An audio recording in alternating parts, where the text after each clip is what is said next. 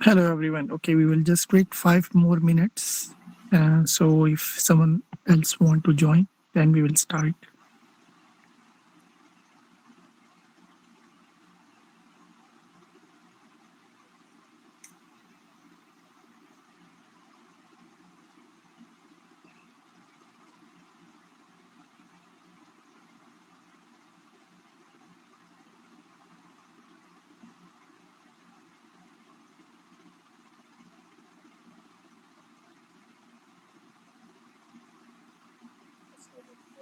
Thank you, Hamza, for your support and your great initiative.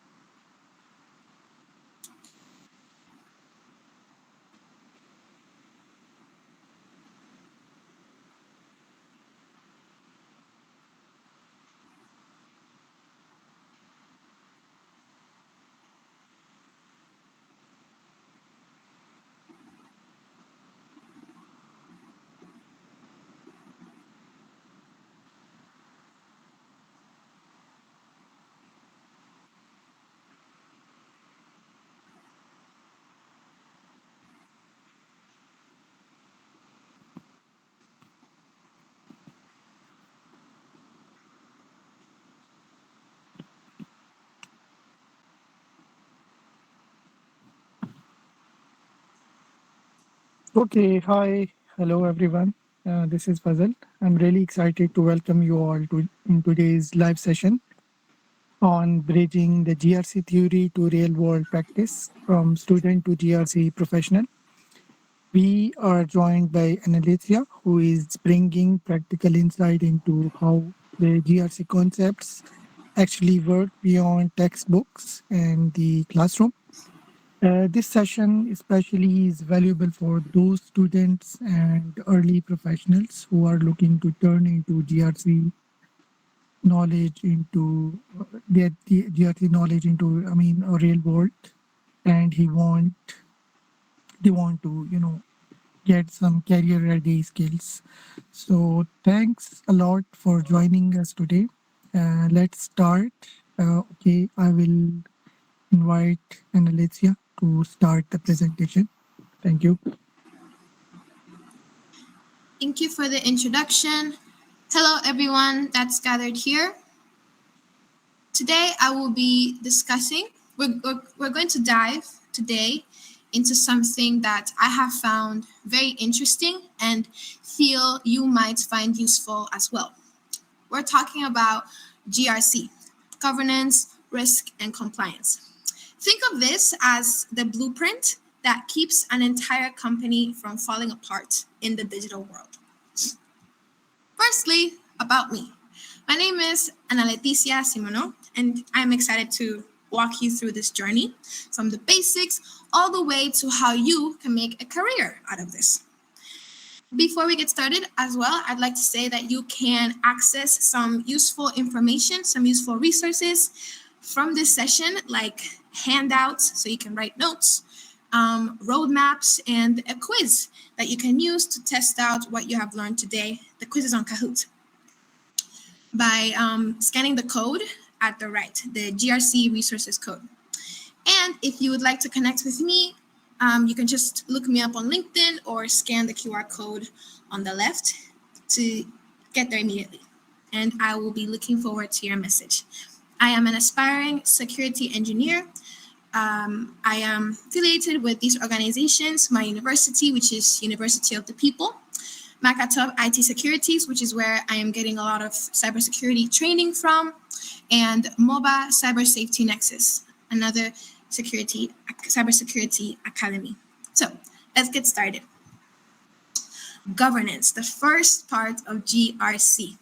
What even is GRC? In fact, governance, risk management, and compliance is the strategic framework that ensures an organization's IT and security activities align with its business goals to manage. It can help manage uncertainties and meet legal requirements. Let's break that down. Please excuse me. All right.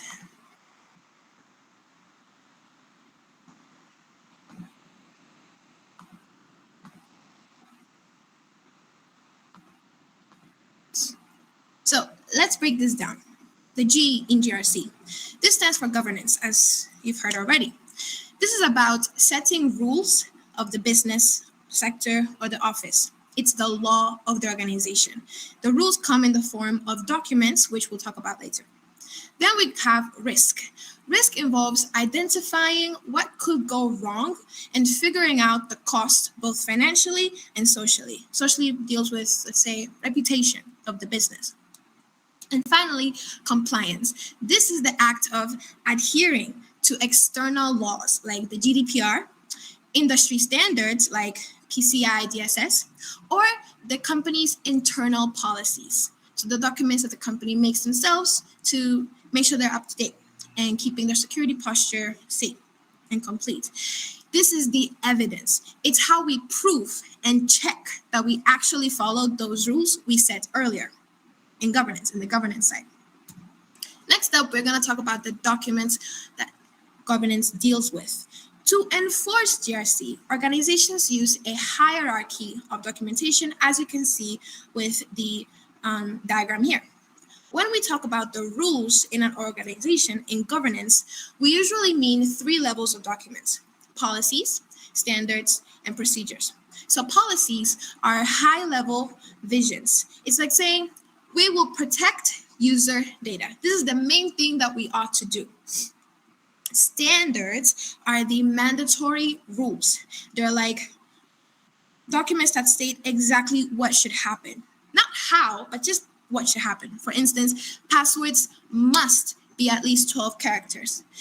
And finally, procedures. These are the step-by-step instructions. For example, like exactly how to reset a password. For instance, let's say if the policy is be healthy, the standard is eat 3 meals a day. And the procedure is the actual recipe for your salad. Remember, documentation isn't just paperwork, but it's our evidence. That is the compliance side.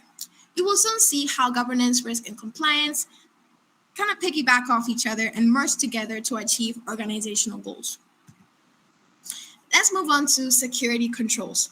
These are the measures used to protect assets. We protect things using defense in depth. Now, what is defense in depth?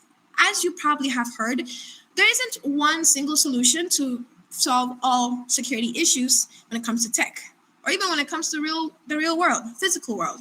So defense in depth deals with essentially adding as many correct combinations of security controls and ways to protect, let's say, digital assets or even your house, so that you reduce the risk, so that you can reduce risk.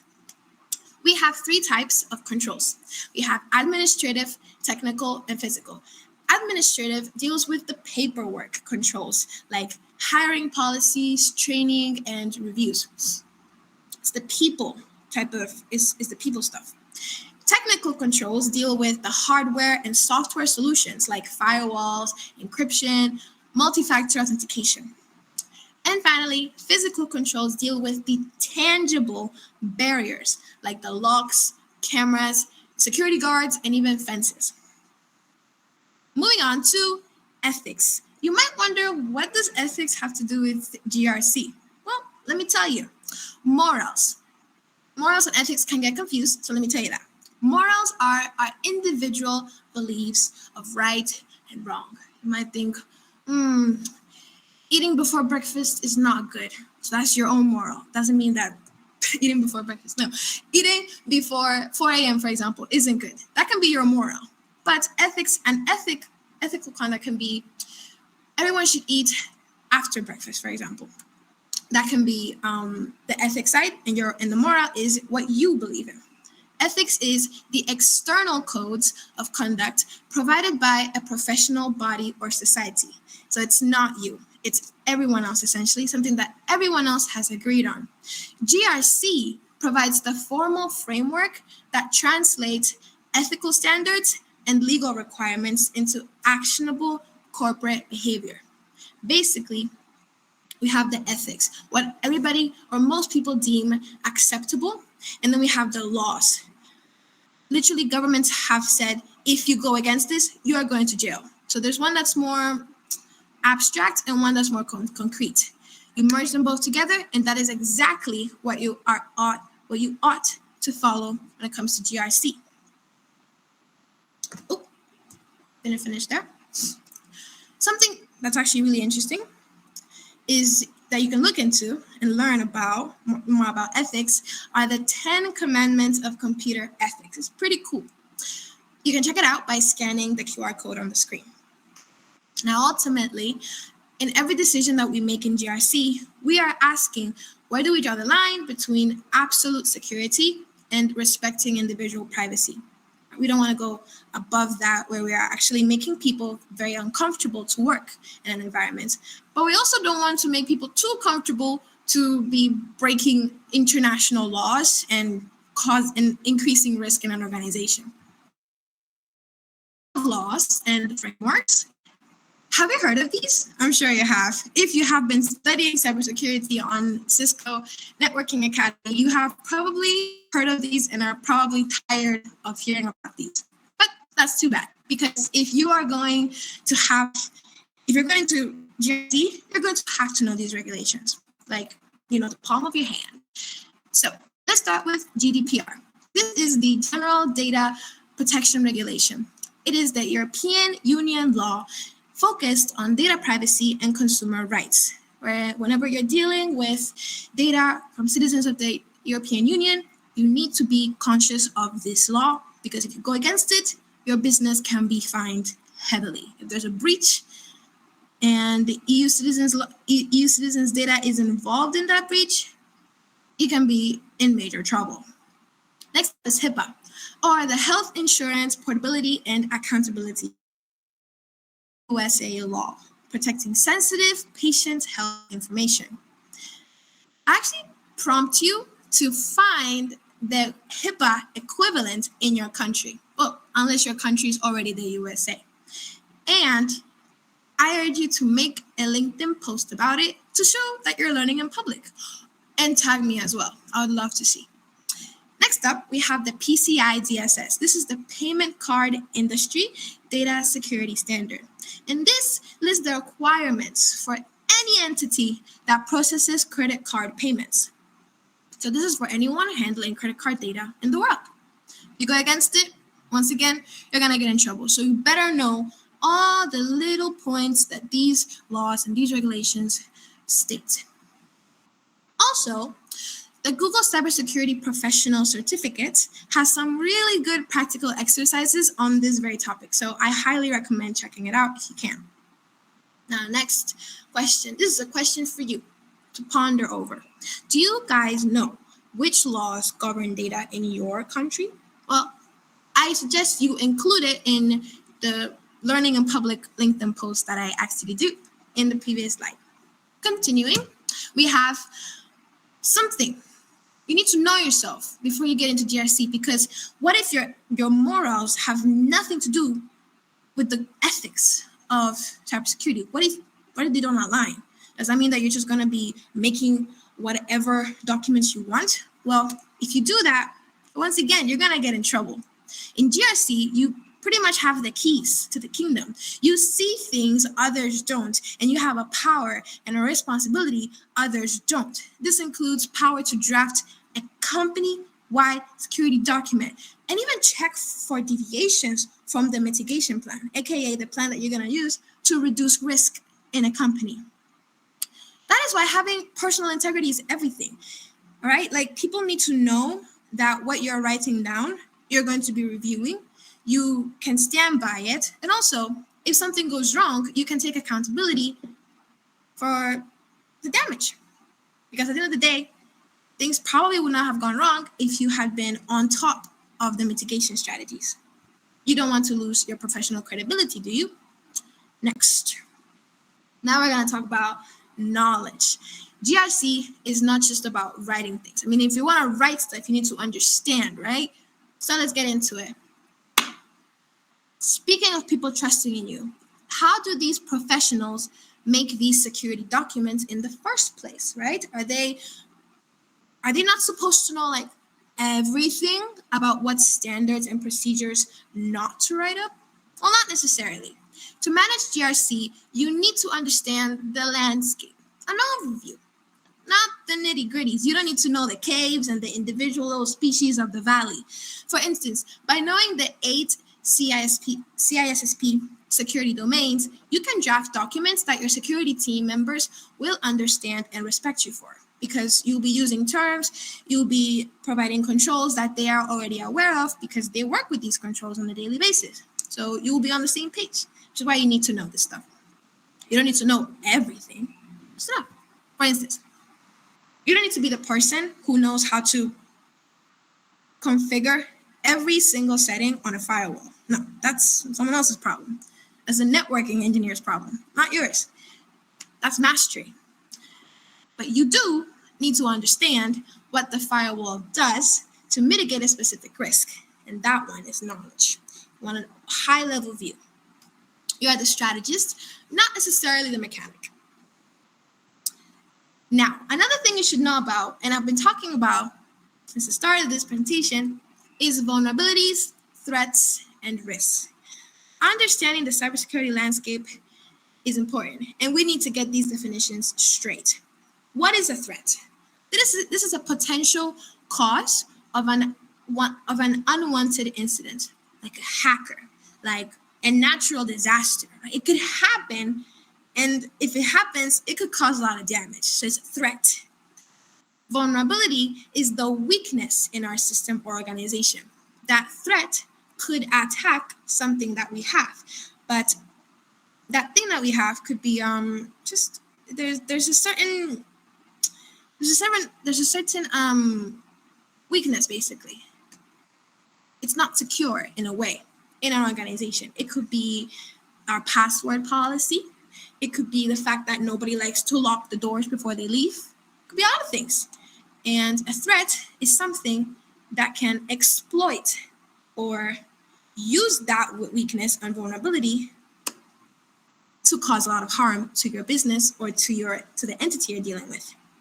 And risk is the potential loss where threats meets vulnerabilities.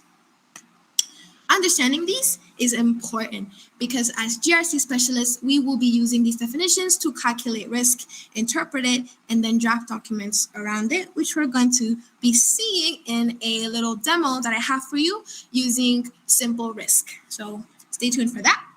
Next up, risk management. We've talked about governance, understanding how to write documents. Now we're going to talk about risk, actually dealing with the potential loss.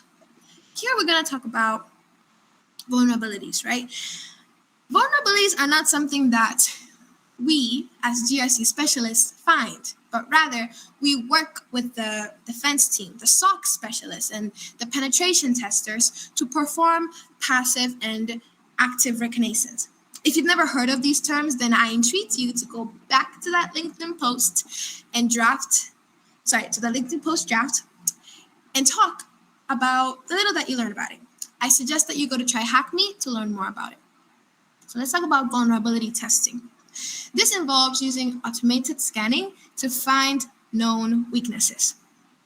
And pen testing, on the other hand, involves diving into those weaknesses, possibly finding more, and proving that they can cause a lot of damage.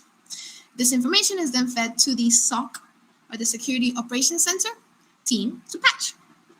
We use this data in GRC to justify changing our policies. It's just intelligent so that we know exactly what we're doing with these documents that we have and what we're looking for, what making up the risk especially. Next up is the common vulnerability scoring system. It's very useful too. When we find 1,000 bugs, how do we choose what to fix first? Well, we use the CVSS. It is a standardized numerical score. It's from 0 to 10, and it reflects a vulnerability's severity, aka how much we should prioritize it. It calculates a score based on how easy it is to exploit and how much damage it could do. If it's a 10.0, we fix it now. This is a little preview of what the website looks like. You can just search Common Vulnerability Scoring Calculator.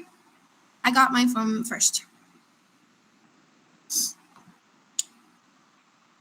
So this is all part of understanding our security posture to draft the right documents and mitigation strategies.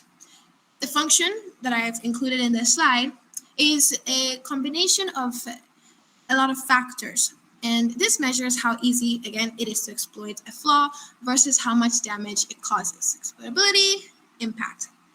The combinations can be explored with the CVSS calculator, as I mentioned before. Next up, risk analysis. Now here come the numbers, the calculations. So we use these formulae to quantify the financial and social impact of risk. So what do each of these guys mean? SLE. This stands for single loss expectancy. This is what it costs if a disaster happens one time. It is the asset value times the exposure factor. And the exposure factor, I know a lot of things at once, is the percentage of that asset's total value that is expected to be lost during a specific security incident. So it's the asset value times, let's say, percentage decrease of the asset. That's the single loss expectancy. But we expect something to reduce in value if something happens. Our cost. ARO is analyzed rate of occurrence. It is used in the next formula. This is the number of times a security incident happens in a single year. And finally, as ALE is annualized loss expectancy, which is the total yearly cost of a risk. So the formula for that is ALE is equals to SLE times ARO. So let's calculate with an example. If a server is worth $10,000 and we expect it to crash once every 2 years, then our ALE would be 5,000. You do the math. Moving on. We have the 4 responses when it comes to risk management. So we have the risk. We know the risk. We have discovered it. We have analyzed it. Now we have to make a decision based on 4 options. What are we going to do about it? We can treat the risk. we put a patch or even a lock on it. We can transfer the risk, we can insure it, which involves, for example, we can get cyber insurance, so someone else pays if things go wrong. We can tolerate it, for example, or accept it. If the risk is so small that it's not even worth the cost to fix, we can just accept it and include it in the price. And finally, we can just terminate it, avoid it. We just stop doing the activity that creates the risk in the first place. So it all depends on our calculations, on our risk assessment. Next up, compliance, the final part of GRC. See, this. Okay, let me give you a rundown on everything we've talked about so far. We have talked about governance and risk management. Risk management involves understanding the security posture of an organization and the quantifiable damages an attack can have on its bottom line and its reputation. Governance uses the information from these assessments to then draft up documents that are customized to the risk at hand. Well, you could do this before or after, really. Just depends. Now, let's talk about auditing and the three pillars that hold up the world of compliance. So, compliance is not just to the entity. And compliance basically means you're following the rules and you're proving that you're following the rules. But this is not just to one entity, okay?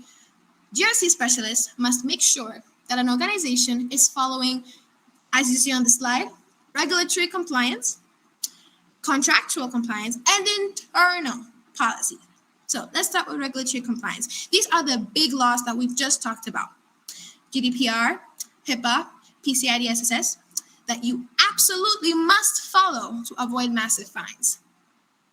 Oh, sorry, PCI-DSS is not part of this. It's part of the contractual compliance. These are the private agreements we make with partners and vendors, the PCI-DSS.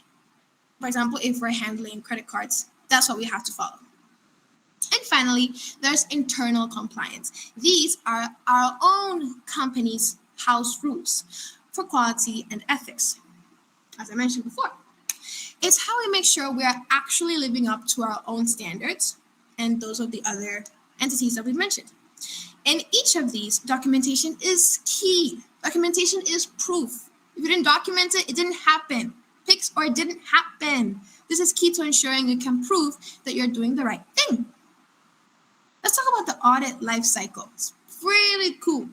So, how do we actually stay compliant?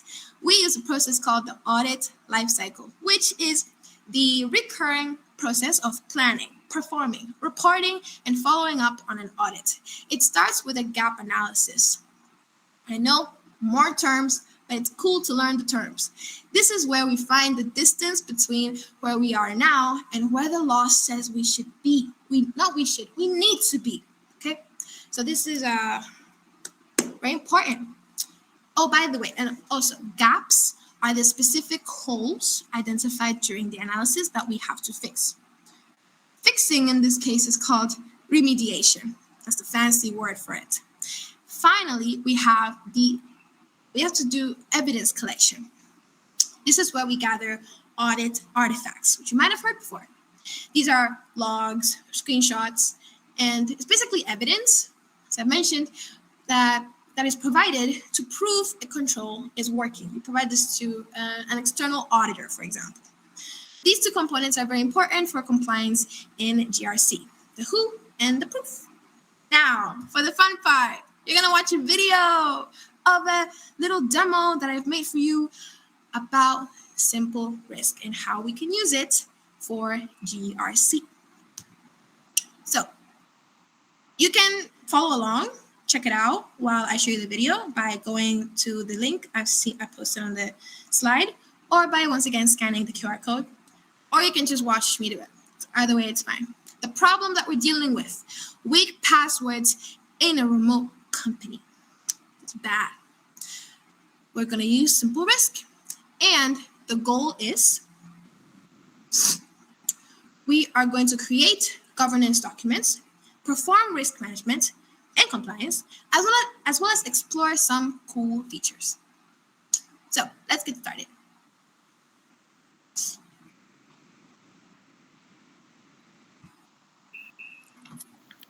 So here we have this SimpleRisk dashboard. This is the risk overview. We're going to come back to this in a minute, but we're going to go into the governance tab, and in the document program tab, here we're going to see all the different documents that have been made, policies, standards, guidelines, etc. And we're going to make a new one.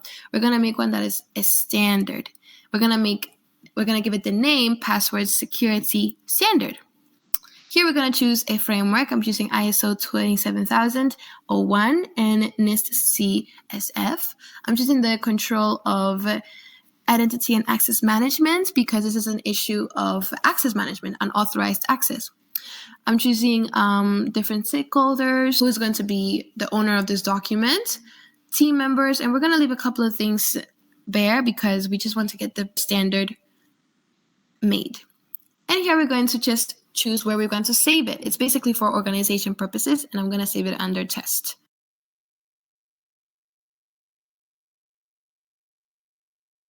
And finally, we're going to choose a file to represent the actual document. So I just chose a picture because I don't have the actual standard, but you can choose whatever you feel is necessary. Now I'm going to make a policy document, and this is a passwords management policy. We're going to use the same frameworks, the same controls, but we're going to add a couple more that include passwords. So I'm just going to type it in the search bar to quickly get them. We're going to include the same stakeholders as before, same document owners, and the same location. So it's kind of like a rinse and repeat. I'm adding revised because I've already made these documents, but the first time I did it, I just made a mistake. So now we're making a procedure document.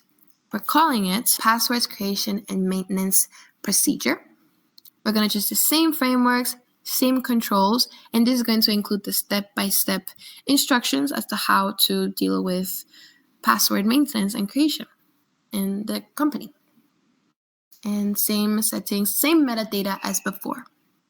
And as always, revise. And just like that, we've made all of our documents. Now we have to make something in case real life happens, an exception to the rule. So let's say we are using an app that has not been updated. We have to make an exception for the passwords in that case. We're going to call it Legacy Application Password Limitation Revised. This exception status is open because it's still ongoing. Same frameworks. And we're going to be using the policy that we just made. And in the description, I'm just going to describe quickly, briefly, the exception, and I'm going to give a justification for the exception, like why am I allowing this to continue, basically. We're going to add the next review date because that's important, and we're going to approve it. And just like that, we have an exception, and there's many more that other users have created. And we're done with the governance side of GRC. Now we're moving on into what we're going to use to make a risk assessment. Here we're going to make an asset. We're going to create one. I was just deleting the previous assets I had. So this is going to be called a corporate email system. This is the main asset that we're going to be using as the subject for our passwords issue. And I gave a very quick description of it, which is cloud-based email system used by all employees. I once again added some security controls, the same ones as I did before. I'm using the ones under the category of identity and access controls, IAC.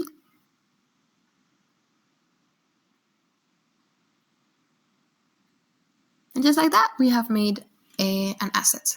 So now we're going to go into risk management under submit risk, and we're going to create a risk. This is going to be called weak passwords enable account compromise revised, because again, I've already made this. And we're just going to add risk mapping. So possible risks that have already been categorized within the app. It's very useful. So in this section, we're going to be including threats and vulnerabilities very soon. And once we're done creating this, we're also going to add a mitigation plan. So how are we going to fix everything? And we're going to include threats. And right now, the only threat is hacking and other cybersecurity crimes. We're going to include the category as access management, but honestly, all of these but the subject are required. We can add a risk source. You can be very specific. And we can add a risk scoring system, which can be a lot of things, but I'm going to choose the CVSS. And I'm just going to set the parameters according to our risk. In the additional notes, I'm going to include a description of the risk.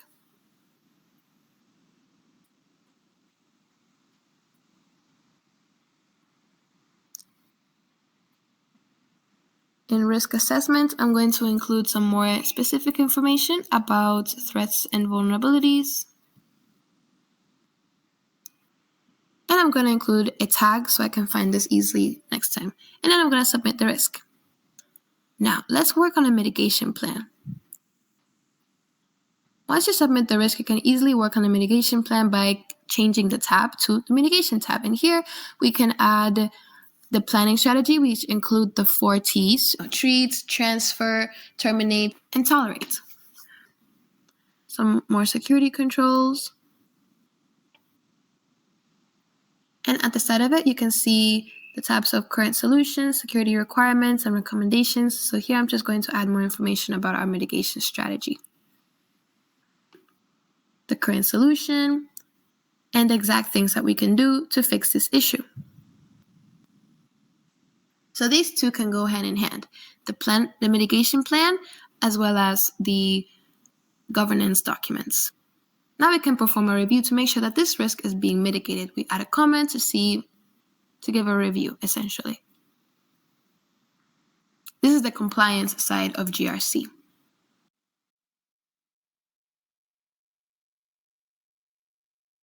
Now I'm going to submit another risk just for demonstration. This one is shared passwords among staff. That's not a very good internal practice, so I'm just going to add all of the risk mapping categories that are pre-made here, as well as the threat mapping, more categories, just a lot of metadata to beef up this record. And here I'm just adding the CVSS record. Now we're going to submit our risk. So now we're going to provide a mitigation strategy, and this one is different. This one is research. So we're still dealing with it, but it's different this time. Now we're learning instead of actually treating it. Once again, we're just adding more information to our record. It's really cool to mess around with these kinds of controls. You learn a lot. Once again, we're adding the solution that we're currently implementing. Well, this is made up, so we're not doing anything, but you know.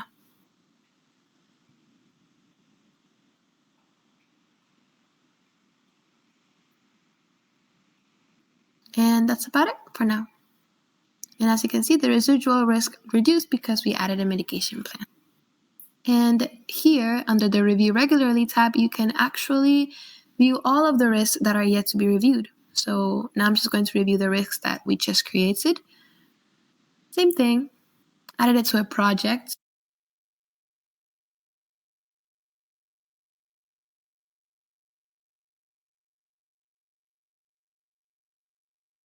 So now that we've done risk management, let's go into compliance, aka getting the proof, getting the evidence that we're actually doing what we're saying we're doing.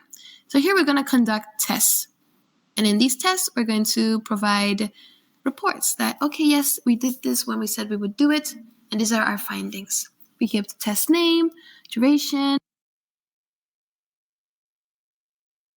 and by going into initiate audits, we can initiate our test. Then by going into active audits and searching up by their specific name, we can find the test that we created. And if we click on it, we can provide some updates on the test and how it's going. We can say it failed, it passed, some more insights. It's very useful.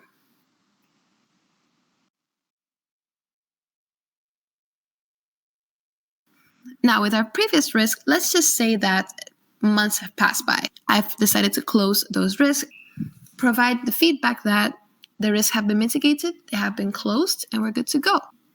So the next stage I'd like to show you is the assessments or the self-assessment screen. So here, let's say you're new to this application.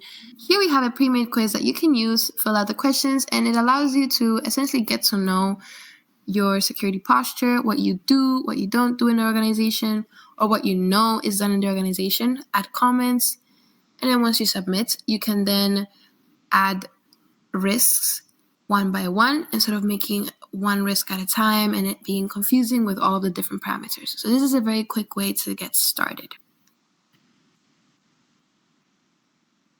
And now we have the very first screen that you saw, the dashboard, and here you see your closed and open risk, everything you have done and haven't done. Here we see the risk more specifically by category, so you can really get into all of the nitty-gritty of the risk.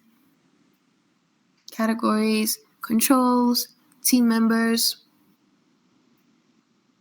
which frameworks you used, which you didn't, which scoring systems you used. It shows you a lot of information on that. Then we move on to risk appetite report, which shows you all of your risk, all of them. And then we go into risk trends, which shows all of the risk logged, solved, closed, and opened. And you can perform a lot of other things. Here we can have a graphical report of the risk over time.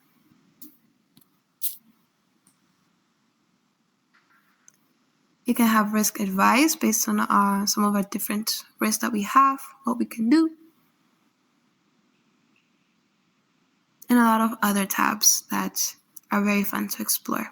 And this is a control gap analysis tab where you can see where you currently are in your security posture and where you would like to be. We're not very good.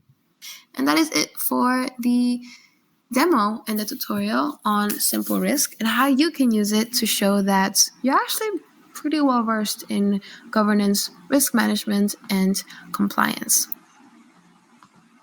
All right, that was the end of the demo. Hope you learned something new, and we can continue with the presentation.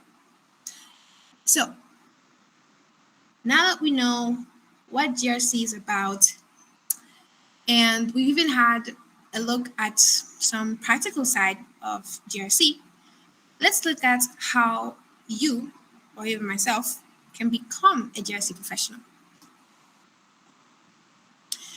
Here we have some jobs, some positions in different tiers of the GRC job market. So let's start with tier 1 at the very bottom. These positions, IT support, IT admin, audit assistant, and law professional, ensure that security tools are running and they report on basic issues.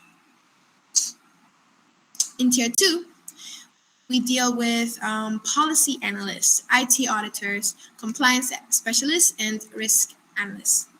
Here, they basically verify that controls are actually being followed. They are more compliance heavy. And in tier 3, we are dealing with more management positions. We have GRC consultant or enterprise security manager. Of course, there's many more in between, but there's not that much space in the slide. Here, they design the actual frameworks and advise on complex risk strategies. So everybody has their own role in the organization, basically. And finally, the top tier, the executives, the vice CISO and the CISO. These are the executive leaders responsible for the entire security and the GRC vision. Just as there are many positions for example, SOC analysts or SOC specialists, the same goes for GRC specialists. Moving on to the next slide, which is about salaries. These are global averages. So these are once again organized are tier 1. They deal with a little bit less than 75,000. Then we have entry level positions. They deal with a little bit more than $75,000. They earn that annually. Mid-level, they earn roughly about $100,000 annually. And for senior level positions, they can earn a little bit less than $125,000 annually.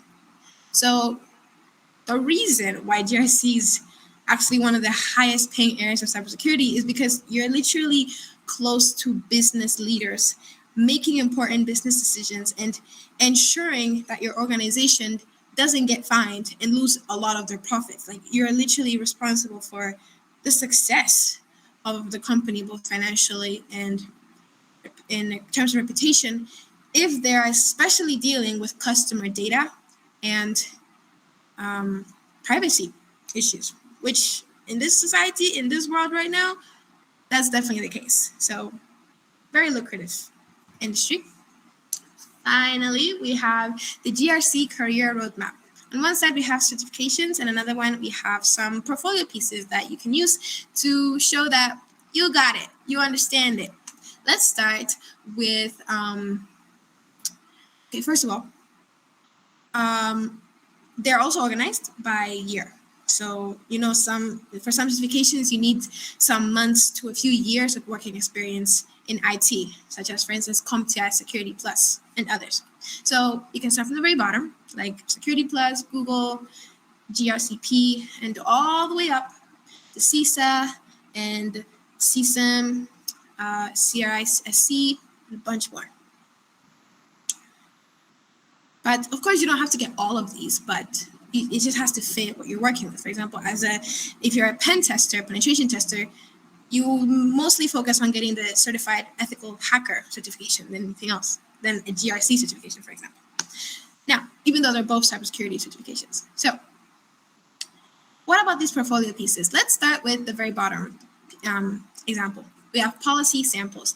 These are pre-written templates for company rules, like the ones you saw in the SimpleRisk demo. You make policies, procedures, standards, guidelines, all of these as templates that you can even advertise your services to businesses, sort of by saying, "Oh, so I make these. I can help your business stay on track with international laws and also your own internal policies that I can also help you draft, just so that you don't get into any legal troubles when dealing with customer data." They might not even know that this is so important until you bring it up to them. So it could be like presenting them a solution to a problem they didn't even know they had. Next up is risk register. And this is a central inventory of every known threat, how bad it is, and what is being done to fix it. So just as in the demo, you saw the threat mapping, you saw some categories of threats. Well, in risk register, you have that plus, let's say, the criticality score and the solutions, the possible mitigation plans. Then we have audit checklists. These are to-do lists that ensure every security rule is checked and nothing is missed. It's kind of like carrying around the clipboard and going around the workplace and checking off. Are these people leaving their computers unattended and also unlocked? It's not good internal practice. People are leaving the doors open after closing work. That's not good internal practice. But people are using strong, complex passwords. Pass the check, for example.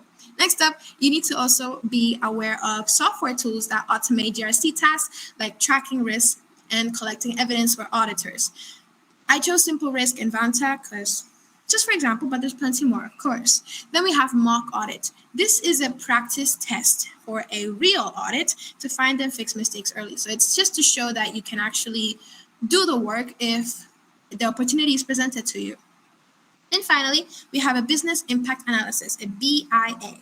And this is a plan that figures out exactly how much a disaster or outage would hurt the business. So we are talking heavy risk analysis. And this is it for the presentation. To wrap up, GRC is the brain of cybersecurity. It uses policies and controls, admin, tech, physical, to manage risk and ensure compliance.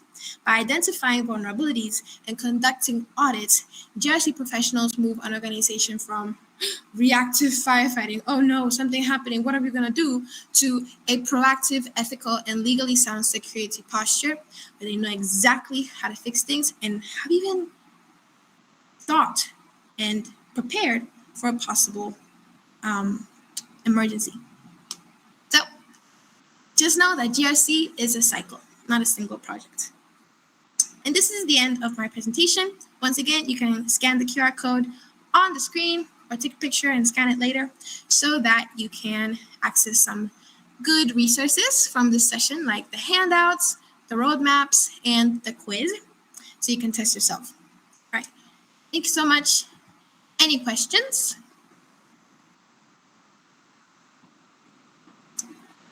Okay. Okay. Hmm. Let me see how this works.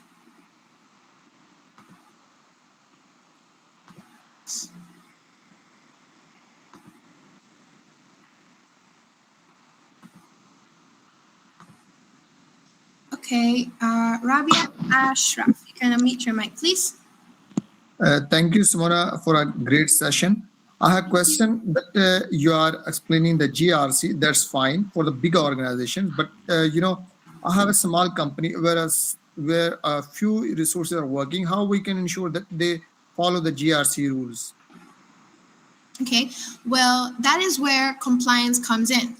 So you need to have someone, from my understanding, you need to have someone who is there to conduct reviews. So you go around and not only are you observing, but you're asking questions, you're documenting things, getting the evidence that people are actually following the policies, the standards, the procedures to ensure that they're following the rules of the organization and they're keeping things secure. It's just about continuously monitoring. Hi, ma'am. Hope you are doing well. Like you talk about the cyber security, different tools. So as we know that we have two sides, like in cyber security, first is offensive and the second one is defensive. Like we use different tools, and we know some attacks like denial of service attack, phishing email attack, but the attacks we don't know about, like in the recently study, my supervisor told me that the cyber security attacker can make 50,000 plus attacks every day. So my question is that how we prevent our system from these type of attacks. Like someone said that in the future maybe it's absolutely AI security, like we use machine learning, but the people who don't know about any idea about the machine learning, and the people who are purely on the defensive side, like security operations center. So do you have any idea about the tools, or we can prevent the unknown, like the unknown threats, which has also known as anomaly based detection? Okay, so if we could get questions that are mainly focused on governance, risk, and compliance, that would be useful. But to answer your question, I believe we have to continuously research because cybersecurity is constantly growing, and as mentioned, AI security is a big deal. It's going to become a big deal. So it's just about continuous research and staying up to date. And yeah, that's about it.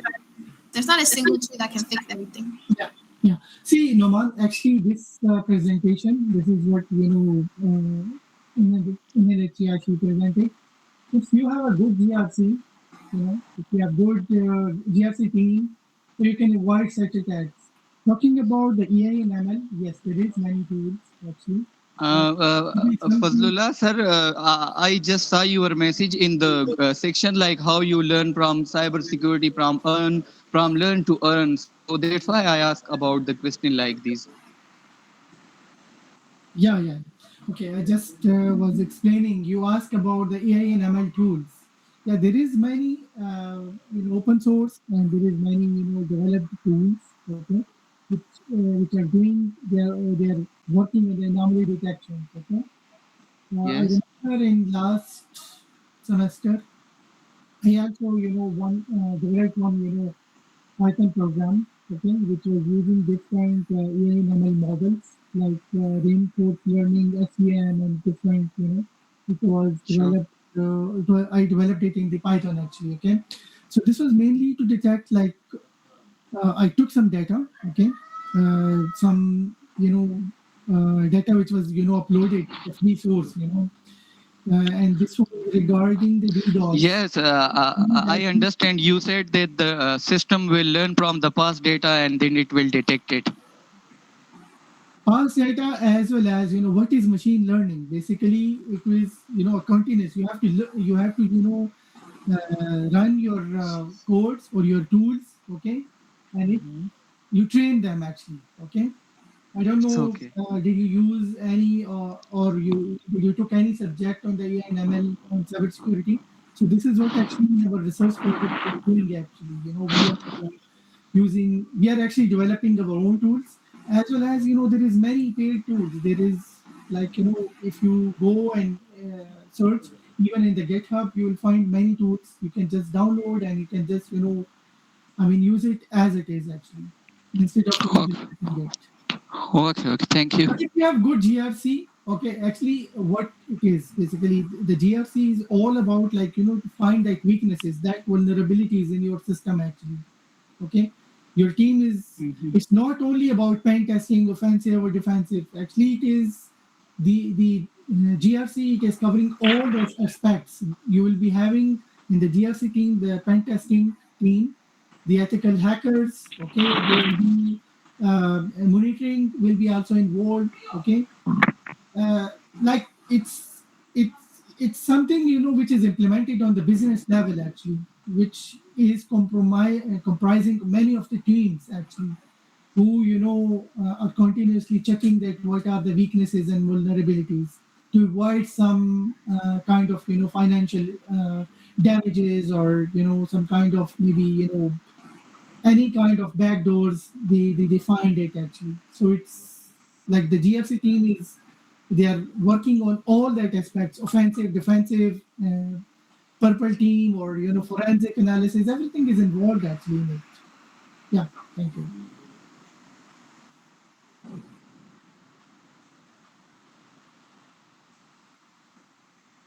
So anyone else have any questions?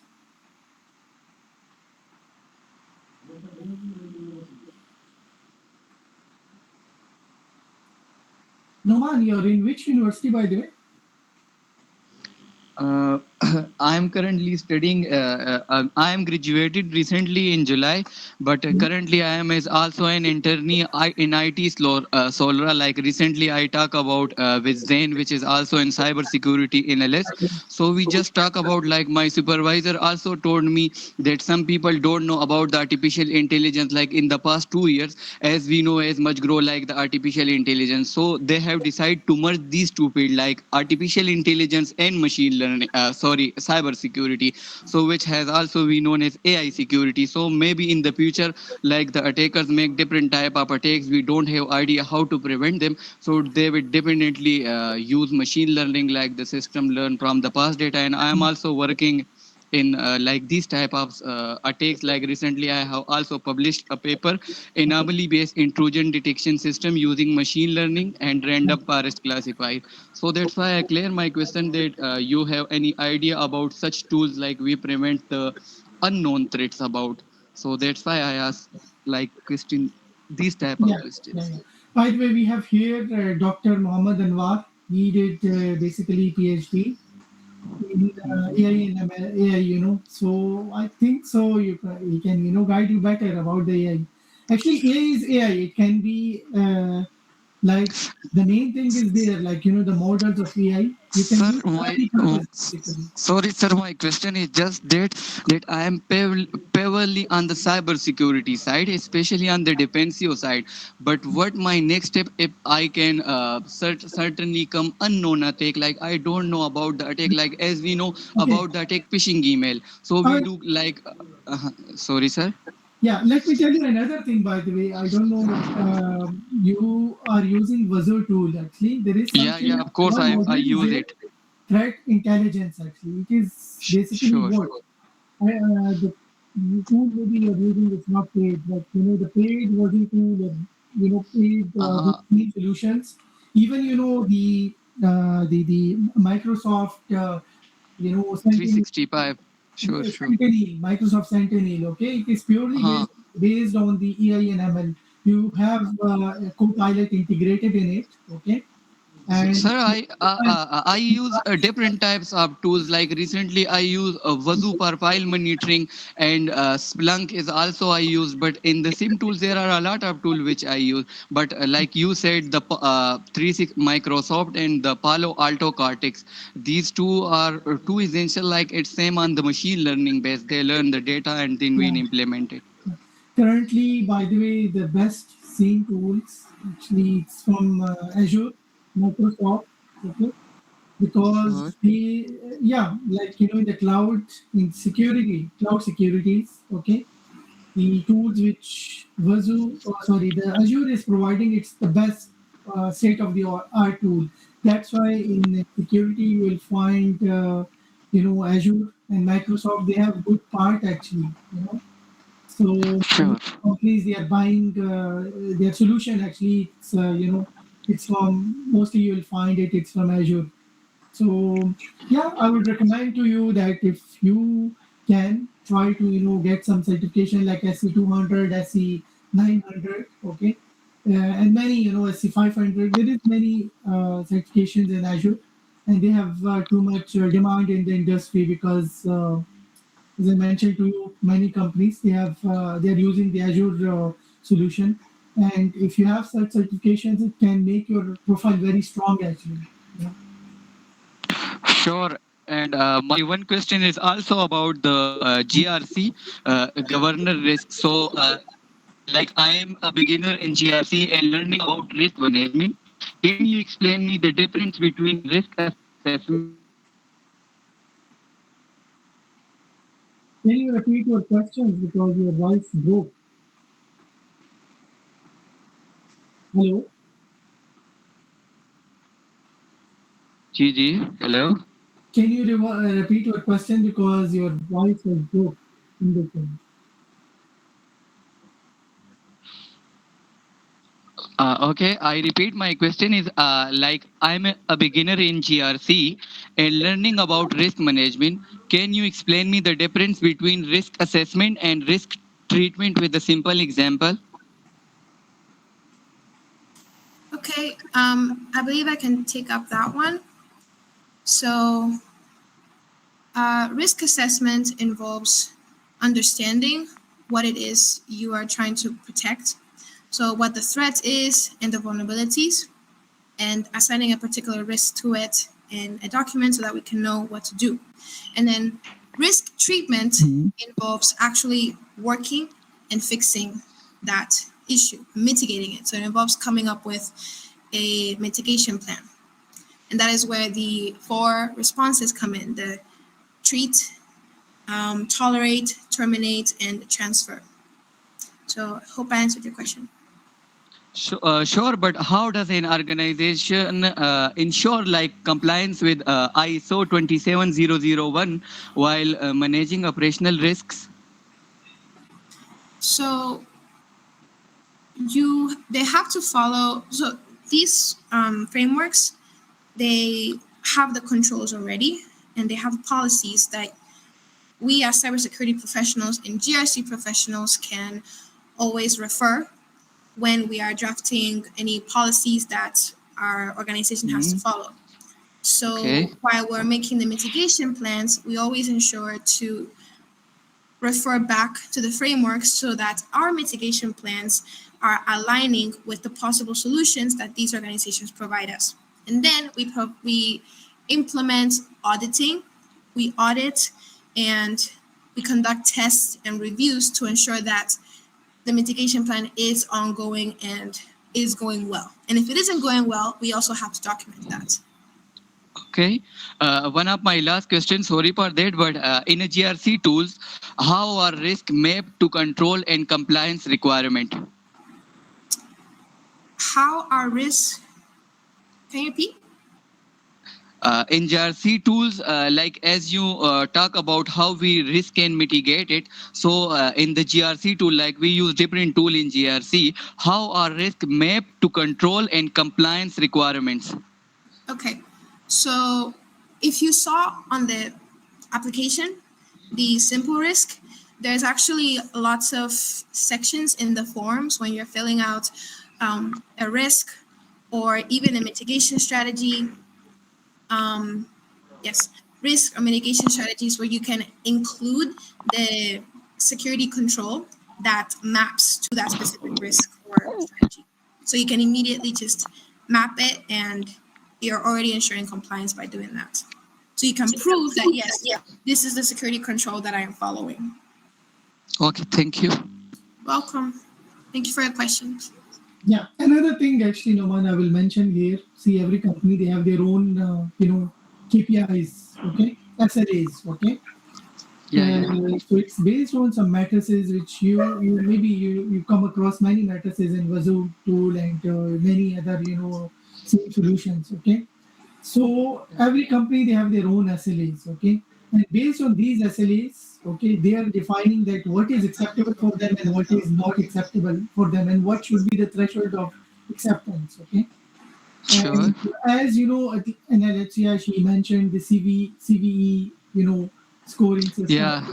So Sure. all Sure. this, yeah. So all this, it is giving you an idea that okay, this is the high risk, this is the low risk, this is critical. Okay. So all based on that, you are ultimately deciding that what should be the threshold which should be acceptable. There is, like some in the risk, some risk that is you are accepting or organization accepting, they are acceptable risk, okay. There is Sure. some critical risk, there is some which is high level risk, some are low level risk. So what you do basically, in fact, you start with the critical, okay, for something which is organization cannot accept it, okay.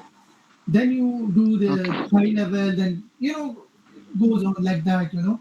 So first thing is first, any project which start with some SLA, okay. You start with some matrices which the company will be using as a benchmark for them, okay. So yeah, Okay. ultimately based on that, you will be deciding that okay, what should be your how you will design a GRC team, okay, what it should be Okay. including in it, everything like based on that it will be, yeah. Okay. Thank you. I understand a lot of you. Thank you. Any more questions?